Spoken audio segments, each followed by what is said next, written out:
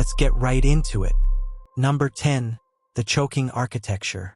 Somewhere in the grand design of the human body, an engineer looked at the intake system for food and air and said, "You know what would be fun? Let's make them share a hallway." And that's exactly what happened. The esophagus and the trachea, your food pipe and your air pipe, merge into a single junction at the back of your throat called the pharynx. Every single time you swallow, a tiny flap called the epiglottis has to slam shut over your windpipe fast enough to stop a chunk of sandwich from sliding directly into your lungs. Every single time. You do this thousands of times a day. You do this while distracted, while laughing, while talking too much at dinner about your opinions nobody asked for. And when it fails, you choke. On water, on your own spit, on air somehow. And choking isn't just embarrassing. It's the 8th leading cause of accidental death in the United States. Thousands of people a year die because their body forgot to close one tiny door at the right moment. Fish, by the way, don't have this problem. Fish breathe and eat through entirely separate systems. Fish are out here thriving, evolutionarily unbothered, while you're over here nearly dying on a grape. The fun part is that this flaw exists because we're descended from creatures that breathed through their mouths before noses were really a thing, and evolution just patched it. Badly. Like when someone fixes a leaky pipe with duct tape and calls it a renovation. The epiglottis is the duct tape. You are the pipe. Basically, your throat is a badly managed one-lane road where food trucks and ambulances share the same route, and sometimes there's a crash. Number 9. Wisdom teeth, the uninvited guests. At some point in your late teens or early 20s, your jaw decided to throw a party, and then invited 4 extra guests that there was absolutely no room for. Wisdom teeth are third molars that show up after every other tooth has already settled in and gotten comfortable. They arrive late, they push everyone out of the way, they get impacted trying to squeeze into a space that doesn't exist, and then you have to pay a surgeon somewhere between $800 and $3,000 to physically remove them from your skull. And you're awake for part of it. And then you eat pudding for a week. Here's the thing, wisdom teeth made sense once. Early humans had bigger jaws, rougher diets, and the frequent misfortune of losing teeth by age 20 due to all the rocks and raw meat they were chewing. So extra molars were actually useful backup. But then we started cooking food, which made everything softer, which meant our jaws didn't need to be as massive, which meant the jaws gradually got smaller over generations. The wisdom teeth, however, did not get the memo. They kept showing up. Same size, same number. Zero awareness of the spatial crisis they were causing. About 85% of wisdom teeth eventually need to be removed. Let that sink in. Your body grows a structure specifically designed to cause you pain, cost you money, and require surgical removal the majority of the time. If a car manufacturer recalled 85% of a part, there would be congressional hearings. For us, it's just a Tuesday. Basically, evolution handed you a feature that's so outdated it has a 5-star Yelp review from the Stone Age and a 0-star review from your orthodontist. Number 8. The spine that was never meant to stand up. Picture the most structurally questionable building you've ever seen, the kind where you can just tell someone made a series of increasingly bad decisions. Now imagine that building is also load-bearing, filled with nerves, and holding up your entire head. That's your spine. That's the thing keeping you vertical right now. Here's the core problem. Your spine was originally designed for a horizontal animal. Quadrupeds, 4-legged creatures, carry their spine like a suspension bridge, with weight distributed across 4 points of contact. Then, somewhere around 2 million years ago, your ancestors decided to stand up, and the spine had to be repurposed from a horizontal beam into a vertical column, practically overnight in evolutionary terms. The solution was to give it an S-curve, a subtle winding shape that absorbs shock and keeps you balanced. And it kind of works. The way a tent held together with bungee cords kind of works. The result is that 80% of people will experience significant back pain at some point in their lives. It is one of the leading causes of disability globally. Entire medical industries exist solely because human beings decided to walk upright and their spines are still quietly furious about it. Herniated discs, sciatica, compressed nerves, scoliosis, these aren't freak accidents. They're the predictable consequences of running load-bearing architecture through a body plan it was never intended for. And the real insult? The discs between your vertebrae, the little cushions doing all the shock absorption, don't have their own blood supply. They rely on movement and pressure changes to absorb nutrients. Which means if you sit still for too long, which modern humans do constantly, your discs slowly dehydrate like neglected houseplants. You are literally drying out from the inside while you watch television. Basically, your spine is a medieval structure being asked to perform like modern engineering, and it is staging a slow, agonizing protest. Number 7. The appendix, organ of mystery and misery. Somewhere in your lower right abdomen sits a small, finger-shaped pouch attached to your large intestine that has one primary modern function: occasionally trying to kill you. The appendix is perhaps the most famous example of what biologists call a vestigial organ. A structure that used to serve a purpose and now mostly just hangs around, like that one kitchen gadget you bought in 2019 and haven't touched since. The leading theory is that the appendix was once useful to early humans and our herbivorous ancestors for digesting tough plant matter, specifically cellulose. It may have housed beneficial gut bacteria that helped ferment all those raw leaves and fibrous roots that prehistoric humans were constantly eating. When our diets shifted and our digestive systems adapted, the appendix lost its primary job but kept its lease on your body. It didn't leave. It just got smaller and quieter and occasionally got blocked by a piece of stool or mucus or general biological chaos, at which point it becomes infected, swells to alarming proportions, and if not removed, ruptures and floods your abdominal cavity with bacteria in what can only be described as your body's most dramatic resignation letter. About 300,000 appendectomies are performed in the United States every year. It is the most common emergency abdominal surgery on the planet. And here's the part that should genuinely bother you: you have no warning system. The appendix doesn't send you a notification. It doesn't gradually escalate over weeks. One day you have a stomachache. A few hours later you're in surgery. Some people wait too long, dismiss the pain, and end up septic, because the organ gave no reasonable preview of its intentions. There is a newer theory that the appendix actually still plays a minor role as a reservoir for gut bacteria after illness, a kind of microbial backup drive, which would be mildly redemptive, except for the part where it still explodes in hundreds of thousands of people annually. Basically, your appendix is a backup hard drive that randomly catches fire. Number 6. The knee, an engineering disaster in motion. Watch any professional athlete the moment they plant their foot wrong. Watch their knee. Watch the slow-motion replay. Watch the faces of everyone in the stadium when they hear the sound. The human knee is one of the most complex joints in the body, responsible for bearing your entire body weight, absorbing impact, enabling rotation, and allowing you to do things like walk, run, squat, and climb stairs. It does all of this using a system so structurally fragile that a single bad pivot can end a career, require surgery, and generate 6 months of physical therapy. Here's the fundamental engineering problem. The knee is essentially two bones stacked on top of each other with no meaningful socket. Your hip joint is a ball fitting into a cup, stable, contained, hard to dislocate without serious force. Your shoulder is a shallow socket but has enormous muscular support. Your knee? It's the bottom of your femur resting on the top of your tibia, held together almost entirely by 4 ligaments: the ACL, PCL, MCL, and LCL, and 2 small pads of cartilage called menisci. That's it. That's the whole system. Rope and padding essentially holding together the joint that carries the most mechanical stress in your body. The ACL alone, one of those 4 ligaments, tears in approximately 200,000 Americans every year. It doesn't have great blood supply, which means when it tears, it doesn't heal on its own. It has to be surgically reconstructed using tissue borrowed from somewhere else in your body or a donor. You are robbing Peter to pay Paul, anatomically speaking. And cartilage damage is even worse. Cartilage also has poor blood supply, which means once it degrades, it largely doesn't come back.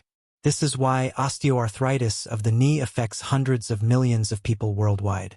Your knees are on a one-way depreciation schedule from basically the moment you start using them seriously.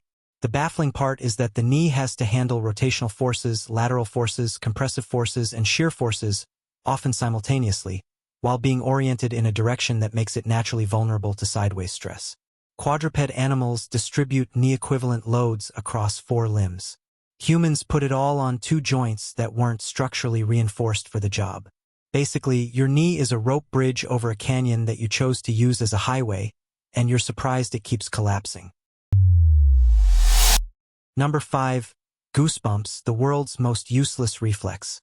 It's cold outside, or you hear a piece of music that hits just right, or something scares you briefly, and your body's response, your ancient hardwired biological response, is to make the tiny hairs on your arms stand up. That's it. That's the whole thing.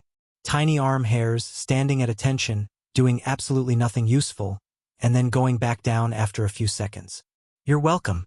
Goosebumps are caused by small muscles at the base of each hair follicle called erector pili muscles contracting simultaneously. In mammals with thick fur, this actually serves a real purpose.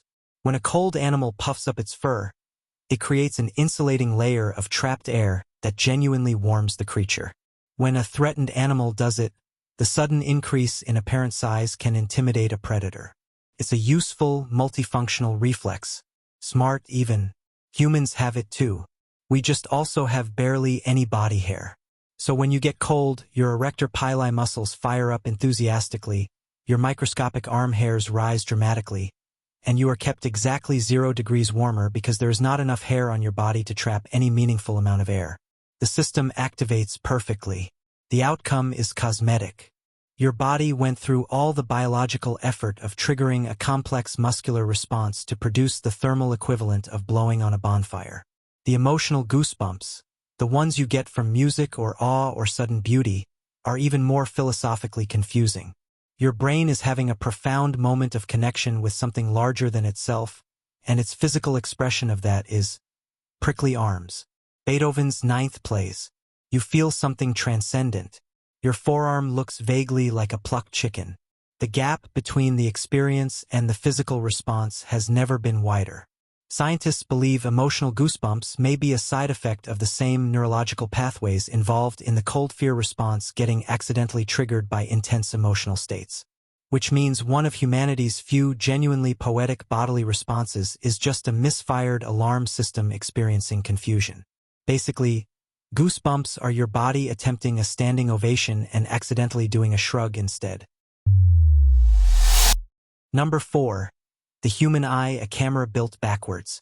If you handed an engineer a camera and told them to design it, they would put the sensor facing the light. They would wire the connections behind the sensor. They would make sure nothing obstructed the lens from the inside. Basic stuff. Common sense. Your eye did none of these things. The human retina is installed backwards. Not metaphorically. Literally, structurally, physically backwards. And the consequences of this are so weird and so avoidable that biologists use the human eye as a go-to example of evolution's most entertainingly bad decisions. Here's what's happening inside your eyeball right now. The photoreceptors, the actual light-detecting cells responsible for you seeing anything at all, are pointed away from the incoming light. They face the back of your eye, toward the wall, like employees who have given up and turned their chairs around. The nerve fibers that carry visual signals to your brain run across the front surface of the retina, between the light and the receptors, meaning every photon of light has to pass through a layer of wiring before it even reaches the thing designed to detect it. At no point during this process did evolution pause and ask whether this made sense. It gets better. All those nerve fibers eventually have to exit the eye to reach the brain, and they bundle together and punch a hole straight through the retina to do it. That hole is a spot on your retina with 0 photoreceptors. None. A location in your visual field where you are completely, permanently blind. This is called the blind spot, and you have one in each eye, and your brain is so committed to hiding this from you that it actively fills in the missing information using data from the surrounding area, essentially making up what it thinks should be there. You are walking around with fabricated patches in your vision, and your brain didn't even ask your permission. The octopus, for reference, has its retina installed the correct way around. The octopus has no blind spot. The octopus, a creature that lives in the ocean and has the approximate social life of a hermit, has better eye architecture than you do. Cephalopods figured out the obvious solution hundreds of millions of years ago. Meanwhile, human beings are out here having their brains quietly Photoshop their reality to cover up a structural hole in their face. Basically, your eye is a camera designed by someone who had never seen a camera, a assembled in the dark and shipped without quality control. Number 3. Sleep, the mandatory unconsciousness nobody understands. Every single night, your brain forces you to lose consciousness for approximately a third of your life. You become completely unaware of your surroundings, temporarily paralyzed, vulnerable to basically any external threat, and unable to perform any of the activities that constitute being a functional living creature. This is not optional. Skip it long enough and you will hallucinate, lose cognitive function, develop serious health conditions, and eventually die. Sleep deprivation is in fact used as a method of torture. Your body requires you to rehearse being dead every night or it starts falling apart. And here's the spectacular part. Scientists still don't fully understand why. There are strong theories: memory consolidation, cellular repair, metabolic waste clearance in the brain via the glymphatic system, immune regulation, emotional processing. Sleep almost certainly does all of these things. But no single unified theory has fully explained why consciousness needs to be switched off entirely for any of this to happen. Why can't your brain consolidate memories while you're awake? Why does waste clearance require unconsciousness? The honest scientific answer is still somewhat. We're working on it. From a survival standpoint, sleep is genuinely catastrophic design. Predators exist. Environments are dangerous. Every animal that sleeps is an animal that has decided to spend hours completely unable to respond to threats. And evolution kept this system anyway because whatever sleep does is apparently so essential that dying occasionally from being eaten unconscious was worth the trade-off. That's how important sleep is. It outweighed being killed while doing it, across millions of years of natural selection, for nearly every complex animal on the planet. And yet, modern humans are chronically sleep-deprived. The average adult needs 7 to 9 hours. Most get less. The effects compound daily, reaction time slows, emotional regulation collapses, decision-making deteriorates, the immune system weakens, cardiovascular risk increases. You essentially become a progressively worse version of yourself with each skipped hour, and the worst part is that sleep deprivation also impairs your ability to notice how impaired you are. You're running on empty and your fuel gauge is broken. Basically, your body has a mandatory reboot system that takes up a third of your lifespan, is poorly understood by science, and modern civilization has collectively decided to skip as often as possible. Outstanding. Number 2. The human brain, a supercomputer that panics at public speaking. The human brain is, by most reasonable measures, the most complex object in the known universe. 100 billion neurons. 100 trillion synaptic connections, capable of language, abstract reasoning, artistic creation, scientific discovery, and the ability to feel genuinely moved by a sunset or a particularly good sandwich. Processes roughly 11 million bits of information per second. It runs on about 20 watts of power, less than a dim light bulb. It is objectively staggering. It is also absolutely terrified of standing in front of a room full of people. Glossophobia, the fear of public speaking, affects an estimated 75% of the population. 3 out of 4 human beings, owners of the most sophisticated biological computer ever produced, experience significant anxiety at the prospect of talking out loud while others listen. In surveys, people routinely rank public speaking above death on their list of fears. There is a famous statistic that at a funeral, most people would rather be in the casket than delivering the eulogy. The brain that can compose symphonies and derive calculus goes into full threat response mode when asked to present a quarterly report to 12 colleagues in a conference room. Here's the neurological betrayal involved. Your amygdala, the brain's alarm system, processes social rejection and physical danger through overlapping threat pathways. For early humans living in small tribal groups, being cast out of the community was effectively a death sentence. Social exclusion meant no food, no shelter, no protection.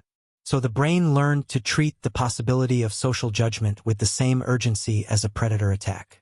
Standing in front of a group and being evaluated triggers that ancient circuit. Your amygdala cannot tell the difference between a PowerPoint presentation and a lion. It responds to both by flooding your system with cortisol and adrenaline, accelerating your heart rate, constricting your blood vessels, and making your hands shake in front of your boss. The result is that the organ responsible for every human intellectual achievement actively sabotages the act of communicating those achievements to other humans. Your brain writes the speech and then panics during delivery. It composes the argument and then forgets the words mid-sentence while 12 people stare at you. It is a race car with an anxiety disorder. A library that locks its own doors. The greatest information processing system in the known universe, undone by eye contact. And the cure, exposure therapy practice gradual desensitization, essentially involves manually overriding millions of years of social survival wiring through sheer repetition until your amygdala reluctantly accepts that the conference room is not, in fact, trying to eat you. Basically, the most powerful brain in the known universe needs extensive retraining just to talk to other brains without short-circuiting. Incredible. Embarrassing. Very on brand. Number 1. The human immune system, a security guard that attacks the building. Every other flaw on this list is a design oversight, a leftover, a structural compromise made somewhere in evolutionary history that nobody got around to fixing. This one is different. This one is your body's dedicated defense system, the entire biological apparatus specifically engineered to protect you, turning around and attacking you instead. Not occasionally, not rarely, in hundreds of documented conditions, affecting hundreds of millions of people worldwide. The security system declared war on the building it was hired to guard, and nobody can fully explain why it keeps doing this. Autoimmune diseases occur when the immune system misidentifies the body's own cells as foreign threats and mounts an attack against them. In rheumatoid arthritis, it attacks the joints. In type 1 diabetes, it destroys the insulin-producing cells of the pancreas. In multiple sclerosis, it strips the protective myelin sheath from nerve fibers. In lupus, it attacks connective tissue throughout the entire body: skin, kidneys, heart, lungs, brain. In alopecia areata, it attacks hair follicles. The immune system is so committed to finding threats that it will invent them inside your own body and pursue them with full biological force. There are over 80 recognized autoimmune conditions. Collectively, they affect somewhere between 15% and 25% of the global population depending on how they're counted. That's not a rare malfunction. That's a systematic design problem. And the treatments, broadly, involve suppressing the immune system, which means the medical solution to your body attacking itself is to make your body worse at defending against actual threats. You are choosing between two kinds of damage and negotiating with your own biology like it's a hostage situation. The deeper irony is that the immune system is extraordinary at its actual job. It identifies pathogens with molecular precision. It remembers infections for decades. It coordinates complex multicell responses across your entire body simultaneously. It is genuinely impressive. It is also, in a substantial fraction of humans, pointed in entirely the wrong direction, operating at full capacity against the person it lives inside. Scientists believe autoimmunity often involves a combination of genetic predisposition, environmental triggers, gut microbiome disruption, and the immune system's training process going wrong. But the full picture remains frustratingly incomplete, which means not only is your immune system attacking you, science hasn't entirely figured out why, and the treatments are imprecise and often brutal. Basically, your body hired the most capable security force in biological history, gave it unlimited resources and zero oversight, and is now surprised that it occasionally goes rogue and burns the whole place down. That's all for today. I'll be making similar videos in the future. Subscribe to see them.